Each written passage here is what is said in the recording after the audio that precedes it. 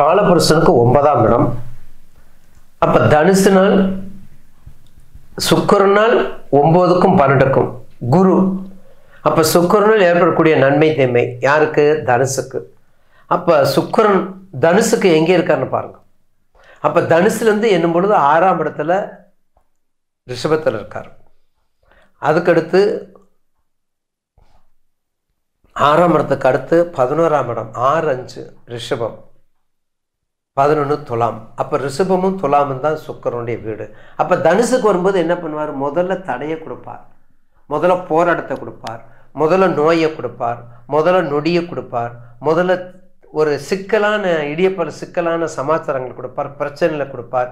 அதில் குறிப்பாக பெண்களால் ஏற்படக்கூடிய பிரச்சனைகள், பெண்களால் ஏற்படக்கூடிய சிக்கல்கள், பெண்களால் ஏற்படக்கூடிய சில பிரச்சனைகளுக்கு அதிபதியாக இருக்கக்கூடியதும் பெண்கள் தான், தீர்க்கக்கூடியவங்களும் பெண்கள் தான். ஏன்? அவர் தான் 6க்கும் 11க்கும் இருக்காரு. அந்த எந்த பெண்ணால் அங்கே சண்டை வந்துச்சோ அந்த பெண்ணு தான் எனக்கு உதவி பண்ணிச்சு. அந்த மாலா, அந்த கலா, அவங்க அந்த செண்பகம், அவங்க தான் எனக்கு அந்த மேடம் தான் அவங்க எல்லாத்தையும் எனக்கு கஷ்டப்பட்டு எல்லாம் எனக்கு பிரச்சனை பண்ணி என்னை இல்லாமல் ஆக்கிட்டாங்க. வாழ்க்கையிலே என்னை சுபிச்சலாமல் ஆகிட்டாங்க, வாழ்க்கையில முன்னேற்றத்தை கெடுத்துட்டாங்க அப்படின்னு சொல்லுவோம். அது மட்டும் இல்லை, பல நோய்த்தன்மை, பல எதிரி என்னைய வாழ விடாமல் ஆக்கிட்டாங்கன்னு சொல்லுவாங்க. ஒரு 5 வருஷம் ஆகும், 10 வருஷம் ஆகும், மறுபடியும் ஏஜ் ஆகும். அப்போ தசாபுத்தலன் மாறும். அந்த தசாபலன் மாறும். அப்போ தசா புத்தி மாறும்போது என்னாகும்? அதே சுக்கிரன் அவங்களுக்கு நன்மையை கொடுக்கும். புரியல இல்லை?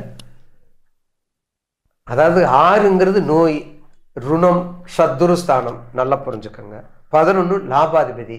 அந்த நோய் எப்படி கொடுத்தாங்களோ அந்த நோயினாலே நன்மையை கொடுக்கும். அந்த ஒரு நோய் இருக்கும், டாக்டர் போவாங்க, 50,000 ரூபாய் செலவாகும்னு சொல்லுவாங்க. சரிங்க, எழுதி கொடுப்போம்னு சொல்லி அவங்களுக்கு இந்தாங்க எல்லாரும் சேர்ந்து ஒரு 5 லட்சம் தரணும் வச்சுக்கங்கன்றாங்க. அப்போ அந்த 5 லட்சத்தில் 1 லட்சம் செலவழிஞ்சால் மீதி 4 லட்சம் லாபம் தானே. அதுதான் 11 லாபம். போதுமா? அதை வச்சு நீங்கள் என்ன பண்ணணும்? அப்புறம் மெயின்டைன் பண்ணணும், உங்கள் குடும்பத்தை மெயின்டைன் பண்ணணும், உங்கள் குடும்பத்தை மெயின்டைன் பண்ணணும், உங்கள் பிரச்சனைகளை தீர்க்கணும், உங்களுக்கு குழந்தைகளுக்கு நல்லது பிள்ளதை வாங்கிக்கணும், உறவுகளுக்கு மதிப்பை கொடுக்கணும், உறவுகளுக்கு மரியாதையை கொடுக்கணும். அதுதான் 9ஆம் இடம். அது மட்டும் இல்லைங்க, பூர்வீக சொத்துக்கள் ஏதாவது, ஏன்னா சுக்கிரன் இல்லையா, சுகத்துக்குரியன் இல்லையா, எங்கேயாவது பெண்கள் சம்பந்தப்பட்ட சொத்துக்கள், தடைபெற்ற சொத்துக்கள் உங்களுக்கு சேரும். ரொம்ப நிலுவையில் இருக்குது, கோர்ட்டுக்கு போயிடுச்சுங்க, ரொம்ப நாளாயிடுச்சு சாமி, 9, 10 வருஷம், 19 வருஷம் ஆயிடுச்சு. 9 இல்லை, 9, 10 இல்லை, 19 வருஷமா நிற்குது சாமி. அப்படி என்ன ஆகும்? அந்த நிலுவையில் உள்ளதெல்லாம் உங்களுக்கு சேரும், அதெல்லாம் சேரும். அதனால சுக்கிரனால் தனுசுக்கு மேக்சிமம் நன்மையும் தீமையும் கலந்து தான் வரும், நன்மையும் தீமையும் கலந்து வரும். அப்போ அவங்களை யாரை கும்பிடணும்? ஆஞ்சநேயர் வழிபாடு, ஆஞ்சநேயர் வழிபாடு, சூரிய வழிபாடு முக்கியம், ஆதித்ய ஹிருதயம் முக்கியம். சூரிய வழிபாடு, ஆதித்ய ஹிருதயம், கோதண்ட ராமன்,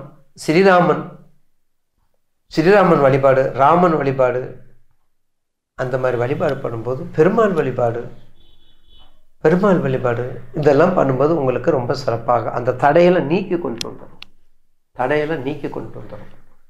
இதுதான் சுக்கிரன் உங்களுக்கு செய்யக்கூடிய ஒரு சிறப்பான நன்மையும் தீமையும்.